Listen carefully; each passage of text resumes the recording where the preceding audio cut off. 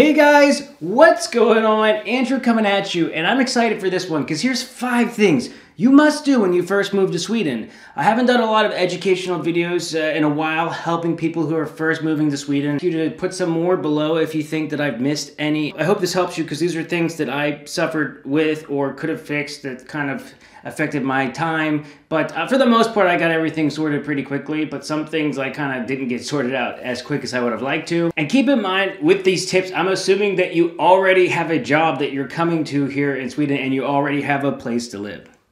Number 1 has to be getting a personal number as soon as possible. A personal number is a lot like a social security number in the United States. And when you come to Sweden, you need to figure out where the Migrationsverket is. And that is like the migration office here in Sweden because you need to get your card. And that's where you also get your personal number. And you really need that because you can't do anything else. You got to get fingerprinted, get a photo taken. I don't care, like, that is number 1 goal. Like, you first come, even if you're supposed to start your job that day, they need to give you time to get going and grab that because you're never going to be able to live your life until you get a personal number. I mean, you can't open up a bank account. You can't make, like, longer-term purchases. It's just nearly impossible to do things. I remember, I think having to get paid, I had to get paid in cash the first time I was here because I couldn't open up a bank account yet and I didn't have money, so I had to get money to buy stuff. Back then, it was a good bit of years ago, so back then people still accepted cash, but nowadays a lot of places don't even accept cash anymore, and you need to have a bank account, so you would probably be in a worse situation now. So if you are coming, it's a good idea, if possible, I understand not everybody can, to have a little cash on hand on another card back in your US currency or any country currency that you're coming from, so that you're in shape there and getting it set up. Number 2 has to be, once you have an apartment, it's really important for you to see what is included in your apartment. I'll tell you a funny story. So I come to Sweden, but I don't have a cell phone yet because I didn't have a personal number, so I couldn't get a cell phone plan. I wasn't working yet, so I'm just there for a couple days, and so I am going to a coffee shop every day using their internet just to talk to my family back home, just to be able to use the internet basically, because I'm like, I can't even call the internet place to get internet because I don't have a phone yet. So once I got everything sorted out, that I got my personal number sorted out, then I got a phone. I called the internet place and I'm saying, I really want to use the internet. And the guy says, internet's included in your apartment and your rent, and all you got to do is just plug into the wall. And when he told me that, I felt so stupid. I still do now. But that wasn't something that was common to me being back in the States, that this was something that would be included in rent. Maybe it's changed since I've been back in America, and some people can say below, but it's not something that I dealt with. So I had internet this whole time, and I had no idea. And a lot of apartments, or even places that you buy, the place that I'm living at now that was bought, we have certain TV deals and internet deals, and like I was able to get the Via Sports package, which is awesome for me because I want to watch my Pittsburgh Penguins this year, for a decent deal. Well, I would have maybe bought Via Play by itself and not known about that deal had I not taken advantage of it. And a lot of these internet companies and TV companies, they're not going to go out of their way to tell you you have these things. So when you move into a place, you need to make sure you ask someone at the apartment complex or the place that you buy what your deals are and get educated on that as soon as possible. Number 3 has to be, once you get that personal number and everything set up, if possible, because I'm hearing in the news it's getting harder and harder, but get bank ID if possible. Now, there's been some news reports and things I've seen of people saying that now some banks won't let you use bank ID unless you have a Swedish ID and that it needs to be a passport, which would mean for a lot of people they'd have to become a Swedish citizen to be able to use it. Not all banks, but I've heard of a couple, and there's been some reports about that. But if you can get it, it's really, really important. I didn't take advantage of it for the longest time. I didn't use bank ID. I used to just always use a machine.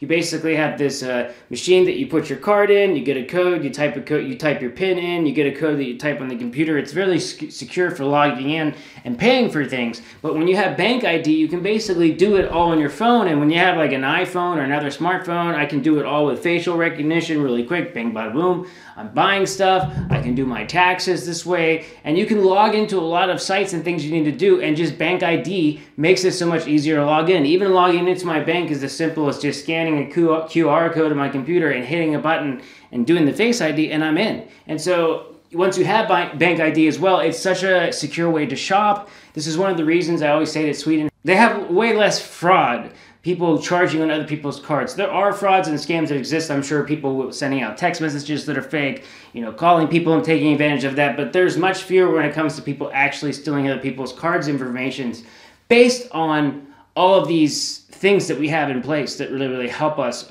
for security, such as Bank ID.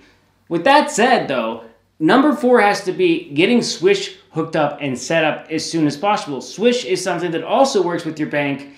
But Swish is an app where you can send money to other people just based on having their phone number. So if you have a friend's phone number on your phone, you can send money to them and it instantly goes to their bank. If you have the same bank, like Nordea, for example, they instantly get it. Sometimes it takes a day or so, depending on, I don't know, the Swish deal with whoever's bank. This is such a great way to pay for things. It makes it really easy if you're at a restaurant, for example, and you don't want to split the bill, but you're with a lot of people. One person can pay, and then everybody can literally Swish them. And here in Sweden, it's a very 50-50 society. It's not weird for a guy and girl to split the cost of a date, for example, or it's not a country so much where people buy stuff for other people. Like in the States, it's much more common that people will buy someone else's meal and then the next time you'll buy their meal, or that's much more common. It doesn't happen in Sweden nearly as much, and Swish is a good way to get around that. If you're going to have Swedish friends, you're going to need Swish. Number 5 is kind of a two-parter. Once you start working in Sweden, you need to join Akassa, which is basically work insurance, and you also need to join a union if it is possible.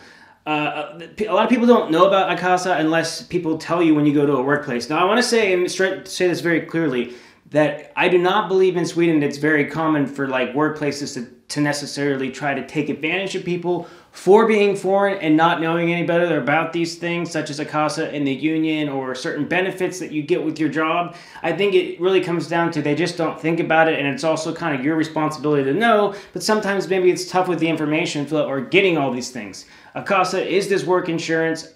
Basically, you have to pay into it for a little while, but once you've paid into it for a little while, if you were to get fired for any reason, you would get 80% of your salary up to a certain point of money, but it's much more money than you would get if you didn't have the insurance and you lost your job. Life-changing amount of money is different, as far as you would definitely be struggling a little bit more if you don't have this insurance in the same situation. That's also in a case if something happens and you need to take time off or other things. That's where this work insurance comes into. Another thing that's important to say is that joining the union is also really important in Sweden because, again, you're not going to know some of these rules, or maybe you don't know how negotiating a salary works.